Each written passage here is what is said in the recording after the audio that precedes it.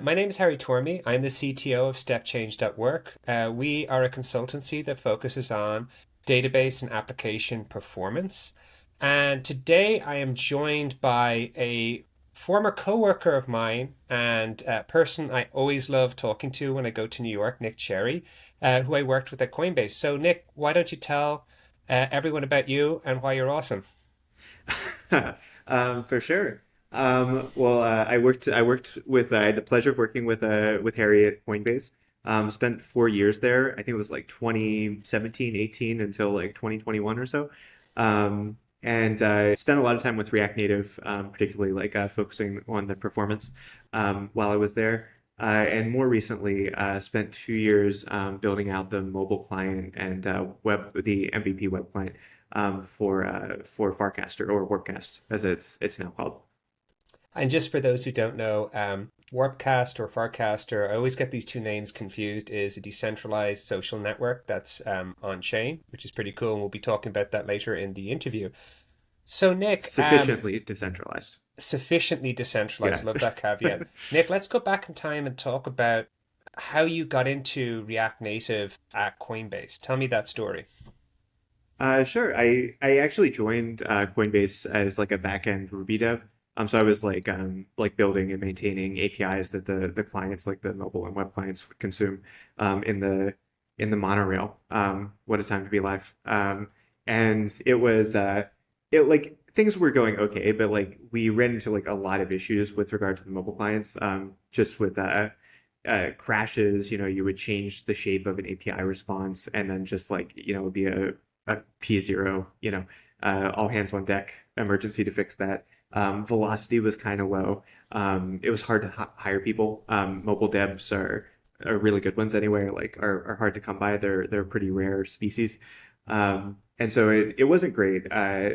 But related to that, during like doing a weekend project, a side project, I dabbled with React Native. And it was the first time I'd used it, and I was like, "Oh, this is dope!" Like, I feel like I have superpowers. I'm like writing JavaScript, React, basically, and now I am a mobile dev. And I'd messed with like PhoneGap and stuff like that before, but this was like a step function or two above that. Like, it was a magical moment, and I was like really hyped about it. And then like as we had like some issues like with reliability and whatnot, I thought like, why don't I just for fun build like a try to build like some of the core screens, and did that over the weekend. And I was like, oh my God, we should rewrite the app. So like a psychopath, I wrote like a 40-page proposal suggesting that we do that. And then long story short, took a lot of campaigning and whatnot, but we eventually like re-platformed the whole mobile app to React Native, which was like a multi-year, I think 2-year process. Involved like a lot of coordination between like a lot of different teams and like skill sets. And I think like the outcome was like pretty great in the end. So we built like a greenfield React Native app, kind of at scale. And I went through that process, and then making it performant, which is sort of like an Achilles heel of React Native. So Yeah, and just to add some further context to Nick's story, this would have been occurring around 2018. And at that time, very famously, Airbnb went back to native. And so there was a lot of skepticism about React Native and performance at that time. And Coinbase, most of their revenue come from their retail mobile applications.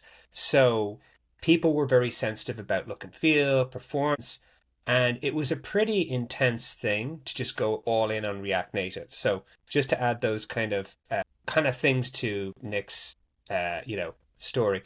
So Nick, tell me a little bit about just generically when you're dealing with an app like Coinbase, you have a very complex data layer.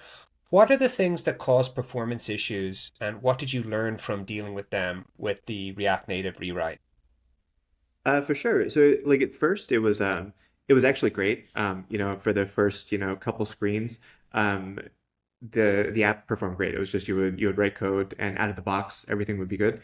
But then like I don't know, as you started adding more screens, more surface area, more complex features, it was like a slow degradation of performance, and then it just started like accelerating, and it kind of like went exponentially bad. And that was like kind of a terrifying moment, particularly for me, who was like championing this. It's like, oh, we've made a terrible mistake, and we are so deep right now. Um, so I cared a lot about this, so I was kind of assigned the task of like trying to figure out why and how to fix it. Um, and at that point, it was I feel like when we adopted React Native at Coinbase, it was kind of like right at the tipping point where React Native was kind of like ready for prime time. Before that, I think it was like a little too rough around the edges, but still like there wasn't like that much expertise. So you couldn't just Google it and be like, oh, this is the problem. It's like you kind of had to figure it out. Um, so the first step was just kind of like building instrumentation. I think we built like a what's it called, a Babel plugin to basically like wrap every function component, and then put like an instrumentation to capture like the number of renders, like the time spent rendering, and then like have like a higher order provider that would just sort of like aggregate that data, and then you could, once you had that, then you could group and sort and slice and dice and sort of like understand what you were dealing with, because the user experience was just kind of like you'd press a button and then there would be like no response for a second, and eventually it would work and you'd be like, well, that sucks, but why? And it was very obvious that it was like a holistic problem. So it wasn't like a, oh, it's clearly this or this. It was just kind of like the whole thing felt slow. But once we had the instrumentation, then and we could sort of like sort to see like where the most problematic areas were, it became apparent that like the main problem wasn't how much time things were rendering. It wasn't that like the screen itself takes a long time to render. It was the number of times we were re-rendering. So if you would look at the counts, you would see like all of these like small components that were, maybe they only took us a millisecond or two to render, but they might render like 1,000 times over the course of a session. So when you add that up, that's an enormous amount of processing. And that mapped very clearly to the frames per second. So in React Native, it's you have two threads. You have the UI thread, which is sort of the native Objective-C or Java thread, and then you have the JavaScript thread, which is pretty much all the code you're writing is the JavaScript thread. And you pretty much never have to worry about the UI thread for the most part. Like that's hyper optimized, fast languages maintained by Meta. So it's if there's an issue, it's in the JS thread. And what you would see is like when you would press a button or something and you get the jank, the JavaScript FPS would drop from, somewhere in the ballpark of 60 down to like 2, or sometimes it even went negative somehow. And so like that became the name of the game of like keep that JavaScript FPS as close to 60 at all times as you can. And then that was sort of like it began the journey of like, okay, now that we know that is the core problem, that began the journey of like, okay, now that we know that is the core problem, how do we solve that? Yeah, this sounds like there was a lot of data state changes causing these re-renders. Is that right, Nick? Like, or, can you tell me a little bit about maybe how that would happen and maybe one particular screen that was really gnarly in the Coinbase app that was hard to kind of port over? Sure, yeah. I wouldn't say that there was like any particular screen that was like Yeah. really problematic. It was just everything. And it was like the first thing was pretty easy to do. Actually, I mean, it was laborious, but otherwise straightforward, which was just memoizing everything. So up until that point, we weren't really taking advantage of React Memo or like all the use callback, use memo. Uh, companion hooks that come with it. Um, and so that was just that was step one, and that got us a really long way. So just memorize all the things, and just for like a very brief background on how React works. By default, like every component is a function and receives an object of props, and out of the box, React will just sort of render like anytime it does a render pass, it'll just render everything. If you memoize, which is you just wrap the function component in a memo call, then it'll like perform a check, a shallow equality comparison to see like, okay, are the props different this time than last time? If they're not, then we won't have to re-render this, no big deal. But that gets a little bit more tricky because of the shallow equality comparison. You end up, if you change the identity of an object or a function, that will trigger like an invalidation of the cache. So you have to be very careful that like everything you're passing in is like stable. Anyway, that got us like a long way, but not the whole way. There was also an issue with like the data layer we were using was context based, and a characteristic of context in React is that like anytime the context changes, everything that's subscribed to that context will then trigger a re-render, regardless of memoization. It overrides memoization. And because we had a single global data store, basically anytime you would update anything. So imagine you're fetching like prices every, 5, 15 seconds, whatever. that might like trigger a re-render of like the user avatar because they're subscribed to the same context. So it's just like exacerbating like the re-rendering issue. So that was like another thing that we had to work through. Just like stabilize all the things and then like have more like surgical re-rendering. Um, and the other big one was due to like the difference in like the way navigation But works on web versus mobile, which is it seems like a small thing. It's actually like one of the bigger learning curves of React Native in my experience. yeah, I mean, What are you I gonna was say, Harry? about to say, like, if you look at the Coinbase application, you've got like a whole load of tabs with lots of widgets that are sucking down a ton of state, right? Like you've got like the Yeah. price of the different assets, your portfolio, maybe some other kind of like NFT related stuff that you're looking at these days. God only knows what. So you're just pulling down tons of stuff that would cause a render. But tell me a little bit about like navigation and what's tricky about that. Like, because that I think is another interesting and subtle difference from, browser land, where basically a lot of that stuff you don't really have to worry about as much. Yeah, for sure. It's like everything is comparatively like ephemeral in browser land. Where it's like, I mean, it's, there's a bazillion ways to render a web app these days, but like in a simple like SSR case, right? You navigate to a page, here's your HTML, maybe we'll hydrate and maybe we won't. And then maybe you navigate to a different page, same thing. But you're kind of like you're only viewing one page at a time. And then even if you have a client side single page app, it's you might have like a, sort of a persistent data layer, but you're only rendering like one page at a time. And then once you navigate away, then the previous page is kind of gone. With a mobile app, you are simultaneously mounting many pages or screens often. So, like in the example that you were just talking about, Harry, you have 4 tabs at the bottom, 5 tabs.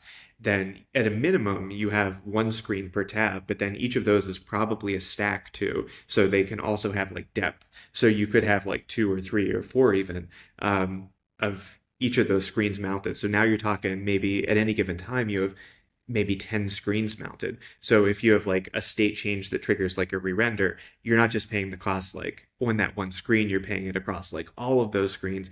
And to boot, you're doing it on a low powered device. You're doing it on like a tiny iPhone running like JSC versus, a MacBook M2, in Chrome. So it's expensive. And so, what was the solution to that? Like navigation libraries? Was there some kind of things that you could do? Can you tell us a little bit about that?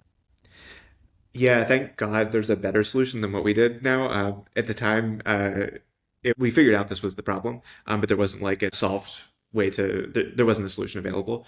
So it took a while to like a lot of tinkering to find a workable solution. At first, you could just say like, stop rendering the content. Like, say you're an unfocused screen, just like render a blank page, and then like there's nothing even to re-render, which works and significantly improves performance. But the issue with that is you navigate back to the page or screen and you've lost all the state, right? Like maybe you had a scroll position, maybe you had like form input or something.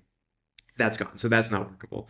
And then I tried like a suspense based approach where I would, if you were an unfocused screen, I would throw a promise that would be resolved once the screen was refocused. And that had the outcome of like retaining state on like form input. So if you entered your name and then switched screens, came back, your name would still be there, but it did not retain the scroll position because like one is sort of happening in React land and one is happening in native land. And so you would come back and it's like I was scrolled down, now I'm scrolled up, so that wasn't good. What we ultimately landed with was a solution where it's like the data layer, it would on unfocus, it would swap out the current state of the data layer and feed the context in React as hierarchical. So if you have like your global data layer and then like every screen has a sub data layer, and if it's not focused, it gets a frozen state that it last saw the last time it was focused, then anything can happen up here and this won't care. All of its children will care. And then whenever it gets focused, then you re-swap in the fresh one. And that was the solution that like actually worked, retained the scroll position and all that stuff. Now, thankfully, there's I think it's like React Freeze or something like Mhm. that.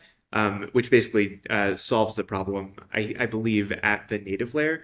So you don't have to do like the fancy, context magic to get it to work. It's nice that progress has been made and you don't have to do these janky workarounds. Now, obviously, with React Native, I would be remiss if I didn't ask about Android versus iOS performance issues. Was there any kind of For differences sure. that you encountered there and problems that you had to overcome? Yeah.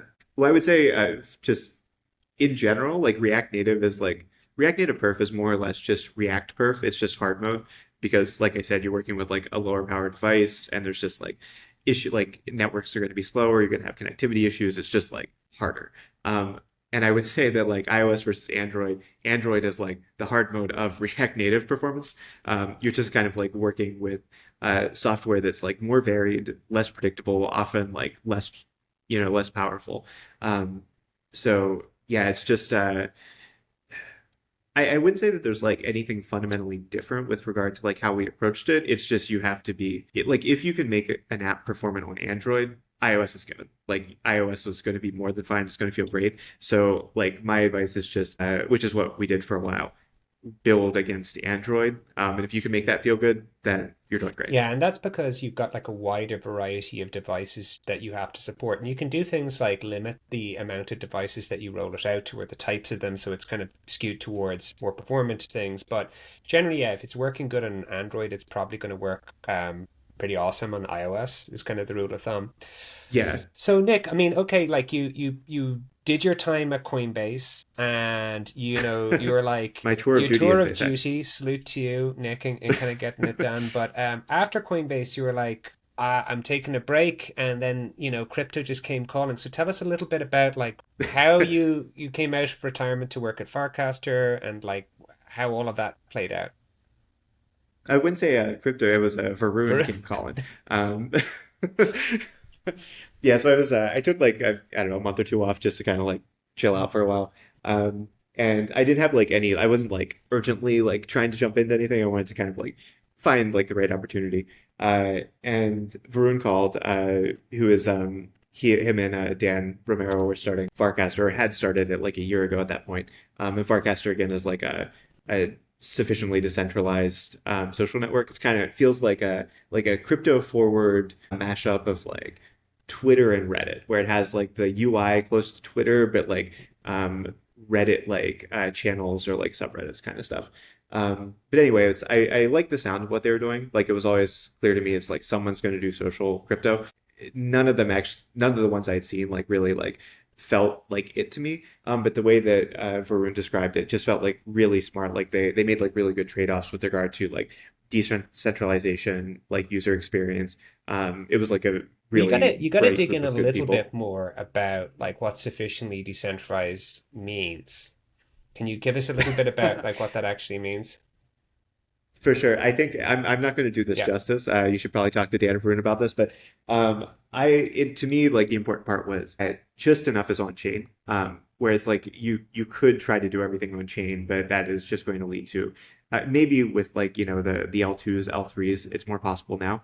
But if you want to use like Ethereum or even an L2, I would say, it's you just can't put every like and post on the blockchain. It's just too slow. So their idea was basically we're going to put your identity, we're going to like register you on chain. And that's more or less the only on chain action that you perform. And then beyond that, we're going to sort of like cryptographically assure that, you are the author, like you own the keys of the account that you're posting from, and do that for like every mutation. So it's you kind of have all the assurances of a decentralized network, but you don't pay like the extremely high cost of doing that all on the blockchain. And then if anyone really wants to like fact check, then you can run the Merkle trees or whatever, and then verify that that is what it says it is. It's a pretty cool idea. And like I remember when Dan and Varun showed this to me first, it was a desktop app, and I was like, guys, you need a mobile app. And so I'm super glad that they got someone as awesome as you, Nick. So tell me a little bit about, you know, what was there when you rolled in and how you actually built the Farcaster or Warpcast mobile application.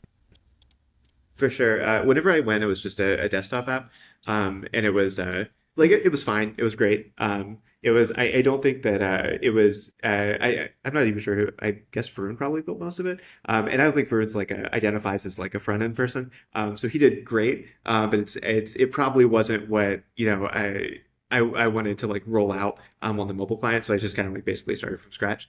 Um, and yeah, so I like basically just took all of the learnings from Coinbase, which like Coinbase like going through all of that, the learning curve of like React Native, and then React Native at scale was like it, very rewarding but rough process. But then at that point, it's like, okay, I've seen all these problems. I know most of the solutions.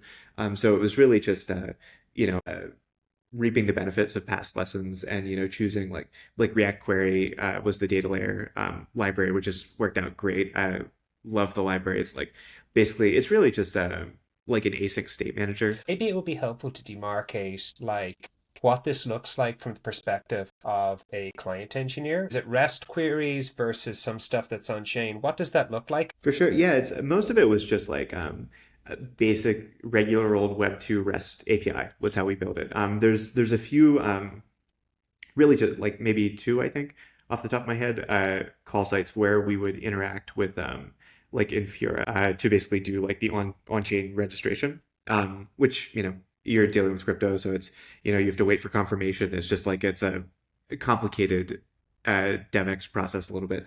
But for the most part, it was just kind of all of the API calls were going to a node backend backed by Postgres, and it was just responding with a normal response. So really nothing like too loud and crazy there. And then even later, I think we moved the on-chain piece. That became like delegated to the backend. Once we started like having like managed keys, then we could do And that. just so people know, Infura is a infrastructure provider that you can get Ethereum nodes from, as well as I'm not sure if they do other stuff. And I believe what you're doing is you're just signing a transaction with the wallet to verify your identity, which at that time I think the Mhm. mobile app was essentially a Ethereum wallet type thing that also spoke REST APIs. And then what I think Nick is referring to with delegated keys is that you could actually delegate that key to the backend, and the backend would interact with the Ethereum node on your behalf and sign those transactions to verify you signing. Is that correct, Nick? Yeah, yeah, and I don't want to like speak to too many Yeah, specifics because I feel like it's changed a lot over the yeah. time, and I'm not sure what the current state of the world is. But yeah, basically, it's like you can have a delegated signer, I think, where you can sort of like you can sign with your keys locally, and say like, hey, I want that server to be able to sign on my behalf for this like lightweight stuff. And then yeah, so after that point, then you don't actually have to like interact with your keys unless you're doing something like changing your username or something like that. Cool. And so like you mentioned the data layer that you're using, React Query, I believe. Or was it requery? Yeah, I Yeah, always get bad with names. What other things did you use, like React same. Navigation? Like what libraries are in the Warpcast app? Yeah, it's React Navigation because I mean it's kind of the only game in town. And yeah, React Query for like the whole data layer. Use like a Tailwind port for React Native. Not Native Wind. It's just kind of like a like React Native Tailwind CSS or something like that, which was great because at the beginning we were just building like the mobile app, but then we later built the web app. And I kind of love Tailwind in general, but I think it's really nice to be able to have sort of like the same sort of styling language. Like we didn't go so far as to build a design system, just because there was so much uncertainty with regard to like what the product even was. But like the utility layer of the Tailwind category of it was nice because you could transition between like mobile and web, and you were reusing a lot of the same hooks. Like all we had like multiple packages for the data layer, so it's like they all like ultimately led to the same API client. And then we had like hooks, which all leveraged like React queries. So then you could have like shared caching logic with regard to like the times to live and stuff like that. So you could sort of like float between the two, and it wasn't too disruptive. Was there any particularly challenging points that you encountered while building Warpcast? Like, was there something like with performance or shipping that was difficult? Um, One thing that stuck out was like early days, and this was kind of rare that you, in my experience, that you like really need to go to native land to perform something. But we were using, I want to say it's like Ethers.js, um, to do the key derivation, where it's you. How does it work? Uh, it's like mnemonic to key, right? That was the idea. So you have like your 16 words or 24 words, whatever it is, and then from those you map to a private key, which is ultimately what you use to sort of like authenticate yourself on chain. And it turns out that's like a pretty intensive computational process. And out of the box, on like even on an iOS device, much less like an Android device, when you would try to run that, it would just like chug. Talk about like dropping the FPS of JavaScript. It would like zero that out, and it would take like 20 seconds for this one operation. What? And it would just be like, and it wasn't just, show like a nice spinner and like wait it out kind of thing. It was like the app was bricks because you were just the JavaScript thread had nothing to work with. Um, but so to get around that, we ended up using a native library. I think it was like originally written by Trezor. They basically did the same process, but just sort of like natively. So it was like we had to do like a little bit of Wrapping and bridging massaging and of the stuff data. like that to kind of get her. And Yeah, so what? it's like because you wanted to use ethers, but then you also wanted to like do the specific operation, like using the native stuff. So that was and it was not like the most like recently updated library, so it was Ooh. just the React Native, the pain of that, Is this like so? the So ecosystem compatibility stuff. yeah, so that I'd say like kind of getting that to compile and then bridge properly would have been a bit maybe a bit of a challenge. But when you went through all that pain, what was the performance difference? It was like it went from like 20 seconds to like you know 2 or 3, and also but notably it's like 2 or 3 seconds with like a responsive UI because all of that work was on the UI thread, and so it's just like for the user it's just like feels like a network request. Yeah, so you can have a spinner or do other stuff, and it's not locking up the entire app. That's Exactly. still a pretty Yeah. cool win. And again, we got to give a shout out to Expo. I believe the app is written Oh about. my God. I mean, Expo, we did, Yeah. when you were doing this at like Coinbase, there was no Expo at Coinbase, I think, right? When we were actually building the original app. Yeah, well, we talked a lot about this because for additional background, Harry was a very important role in getting the whole like Coinbase adoption of React Native because you had come from were you just coming from Facebook or Well, were you no, somewhere so I'll else? tell you my story. So I left Facebook and I was doing React Native consulting, and that was going really well. But man, I was so into crypto at that time, and recruited me over for the Earn team. I came in the door and I was like, my first day, I'm going to be tech leading this React Native application, which was the Earn app that Coinbase had bought. That's awesome. And John's like, hey, by the way, Harry, you're going to be working integrating Earn into the native apps. How do you feel about that? And a lot of people get very religious about React Native or native. I identify as an engineer that creates business value. That's kind of how I think about myself. So I was like, yeah, I'm down to clown. I don't care. Like I like React Native, but yeah, I'll do that. And when I came in, that was the first thing that I did was just I was the point person for getting that into the native mobile apps. And then all these people keep coming up to me about React Native. I did the first React Native application at Coinbase, which is Pro. And obviously, while Nick was on his Madman Heroes journey, tried to convince a native shop, I was just very supportive of that. I think this is a great idea, but Nick, good luck getting that through the fence. So that's kind of how me and Nick kind of met at that. But yeah, there was at the time as well, just to add further context, security at Coinbase, very rightly so, is very sensitive to third party services coming in the door. And so at that time, I think as well, another important point to highlight, Nick, is that Expo didn't have that really awesome native build pipeline that they do Mm, today. So if you yeah, wanted to use third-party libraries like this random Trezor like library to do basically this operation that was expensive, you couldn't have done you that then. couldn't have done that then. So the best practice at that time was, hey, if you know that you're going to be like wrapping a bunch of native libraries, which we would have probably had to do for analytics and all this random stuff, unless you want to write those themselves, you just roll your own and handle, doing the releases and things like that. But now, my God, Expo is pretty awesome. So just setting you up to sing the praises of Expo because you're more current than me with working with it, Nick.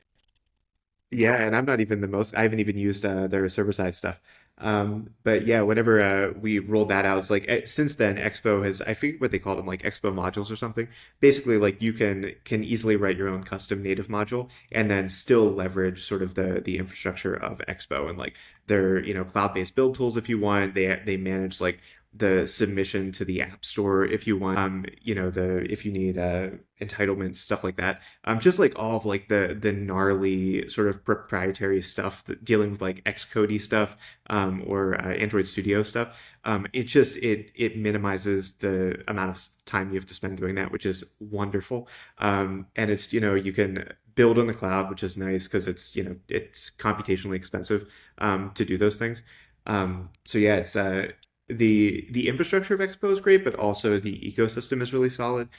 They sort of like I don't know how much of it they actually maintain themselves. I think it's largely community based, but you can sort of like if something has sort of like the official Expo seal of approval, it's like, okay, this is probably the library I want. It's the missing standard library Yeah. that, like, because React Native at Facebook, they're integrating it into big applications that often are native and they have a different set of concerns to someone who's in a small startup that's building an application. And so, unlike if you're a Mhm. native iOS or Android developer, where you look at the standard library and then third party libraries are kind of like an additional extra, there's not like at the React Native, like the core libraries they give you is as I remember it, is pretty Spartan. Whereas Expo, you have a blessed set of APIs that work reasonably well cross platform. But I think the biggest thing Yeah. that, people don't get going from like a small company to a larger team, which have guided people through that transition is, say CI pipelines. So like if you have multiple people pushing commits, generally on their laptop, a habit that ends up happening is, oh, I only test in iOS because the iOS simulator is much faster than the Android Mm. emulator, or I don't test in device and there's device specific bugs. Man, their stuff around that is just a game changer because setting that up at a big company becomes, almost a full-time job for one poor unfortunate person at the team. And so you get that out of the box with them. Shout out Bruno. Shout out Bruno, man! Like salute to Bruno there with that. But that it is it's a so all of that stuff that we would have had to build out at Coinbase to support the at 1.3 React Native applications, or maybe 4. I don't know if they have an institutional one. Yeah. Like all of that stuff, which is really expensive to build out, you basically get for free with Expo. So when I go around and I talk to, especially crypto people, everyone who's doing a React Native app is just using Expo because you'd be kind of mad not to do that unless you're in some big enterprise that's Mm. super paranoid about it. So big shout out to Charlie Cheever and Mr. Bacon and all the Expo team because they're doing a great job. Yeah. And don't forget about OTA updates, which is Oh yeah. one of the often forgot but killer features of React Native. And Expo facilitates that Yeah, beautifully. so that's like you can push a change over the air. Now, you obviously, if you've submitted a Bible studies app and you turn it into a crypto casino or something, or the latest Solana meme coin thing, Apple will get a little bit annoyed. But like for things that are just like fixing business logic, and I think this is kind of one of the big things with crypto that people don't get, or like financial apps that, cross borders, is that like regularly we would get like, hey, this random payment processor in Europe is broken, and it's usually some slight configuration thing that we didn't catch in testing or QA, and being able to push a small change that's not changing any kind of like text or features and stuff like that. That's huge, right? That just it mitigates this problem that's affecting hundreds of thousands of people. Maybe in Europe, like because Coinbase is used by tens of millions of people all around the world, and it's difficult to catch all of these edge cases, especially in countries where you're not based or you don't have access to a credit card from this particular thing with this particular payment processor. So it's a really really good point that OTA is pretty awesome. So Nick, I got to ask. It's 2024. You're starting a mobile application again. Someone has knocked on your door and has dragged you out of retirement for one last mission. What are some advice or things that you would tell people to do, or things that you've learned maybe recently that you would be looking into?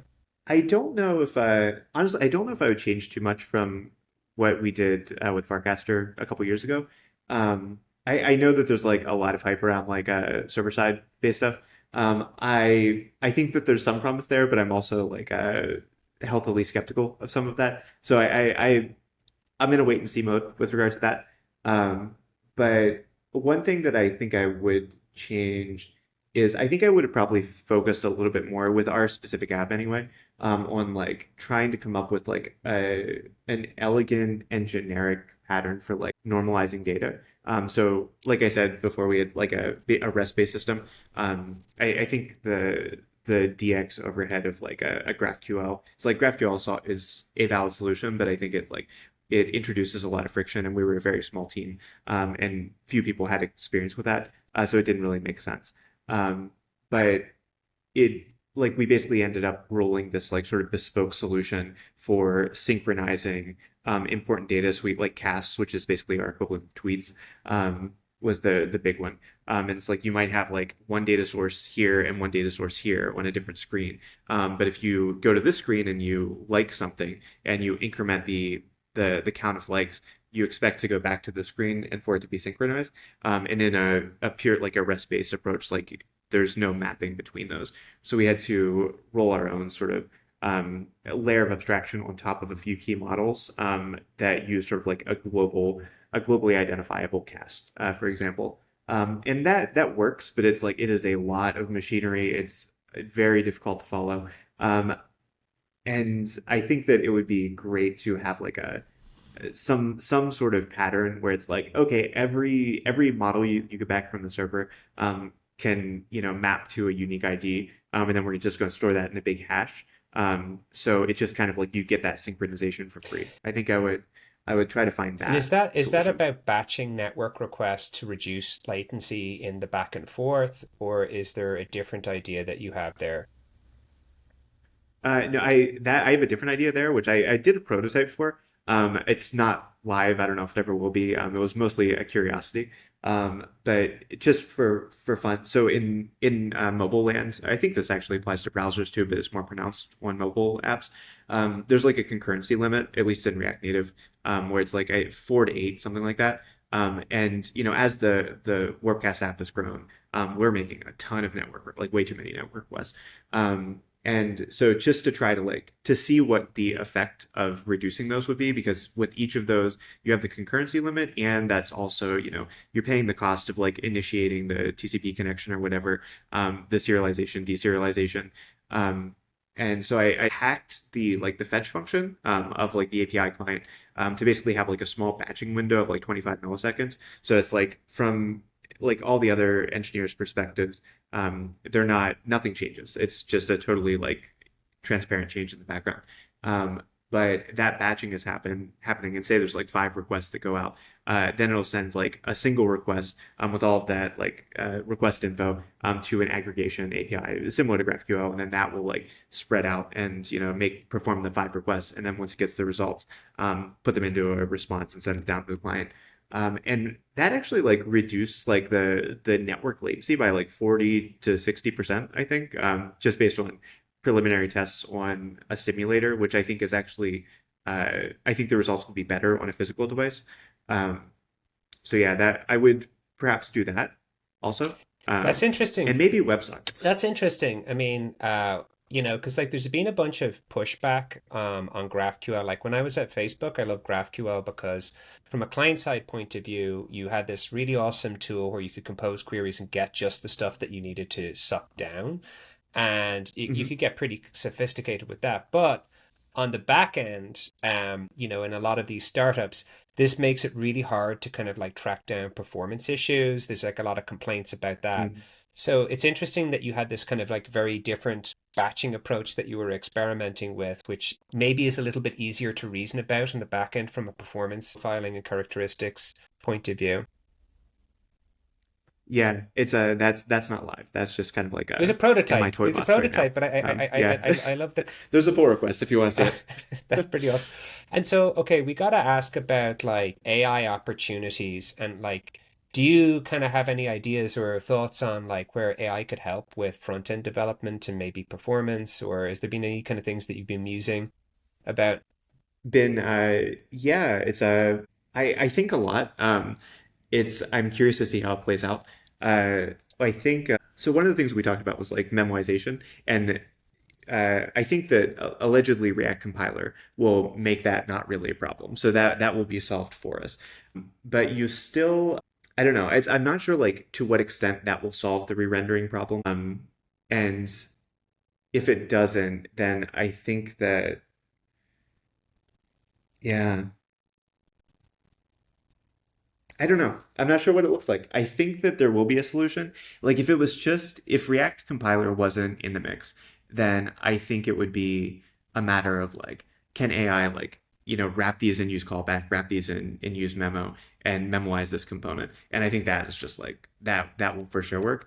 And when you get to like the data layer, maybe you can do some analytics to sort of like tell you your data access patterns. I think that would be interesting. Where it's like it could sort of like you might be able to figure out like what makes sense to like optimistically like prefetch kind of stuff, where it's just basically doing like a lot of like analysis, and then work that would be like very tedious and very difficult for a human to do, but it's just like statistics for it, so it might be good at Well, that. I think, yeah, that's an interesting point. I think one thing that is also worth thinking about, we think about this at Step Change a lot, is a cold start problem and thinking about the system Oh holistically. yeah. So, one thing, I've had to do this at a number of different jobs where you have a service which sends out push notifications that cause loads of people to go online and wake up. And so, usually it's kind of like Mhm. a social network. But in the case of crypto, every time there's a rally, this attracts a huge amount of traffic. And when they start out, depending on how your ORM is set up, some ORMs will make a very expensive call to the server or a series of calls to just suck out data. And that generally Mhm. hammers your application, which in the case of Coinbase, I believe, was a Ruby monolith. And, some of those Mhm. calls can be really expensive and that can bring it down. So if you hire performance specialists, normally they're focused on, hey, we're just database per people, or hey, we specialize in native performance.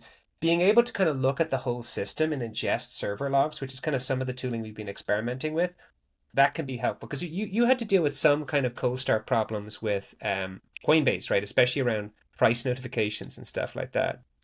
Yeah, yeah, we did like a lot of like client-side caching to basically like just reduce the network costs. Just, I mean, that's good practice for the client, but it was also a very welcome change for the backend folks because it just meant less traffic that they'd have to deal with. Um, Yeah, but it would. I wonder if there's also an anomaly yeah, detection kind of way that like AI can help. Like not even like you could probably do it retroactively where you're like analyzing like the patterns that happen that lead up to one of these spikes.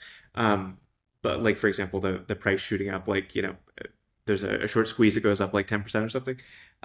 But also like even in real time, like maybe you like inject like a very simple like AI agent, between like the push delivery layer, and then it's like okay, things are getting like a little bit too crazy. We think we understand why. Like let's kind of like just preemptively delay these or something. I don't know. You were much more the AI specialist than I am, these Harry. days. Yeah, I mean, I think like a lot of people have just tons of logs sitting on their servers that probably have early warning signs, right? And like, most people don't have the time, especially if a startup is doing well, to go pour over logs unless there's this explicit problem. But often, like, you can kind of see the Mm. beginnings of a problem by correlating different logs. But Nick, I just want to say thank you so much for coming on the podcast and talking to us. Also, Nick is no longer working at Farcaster and Warpcast. You can follow him on both of those social networks. I'll drop his details there. But Warpcast is looking for a staff React Native application engineer. So I know that Dan and Varun will appreciate a shout out for any people who want to kind of work on this sort of cool, cutting edge, sufficiently decentralized network. So just giving them a shout out as well. So thank you so much, Nick, for coming on and talking to me. Bye. For sure. It was a pleasure.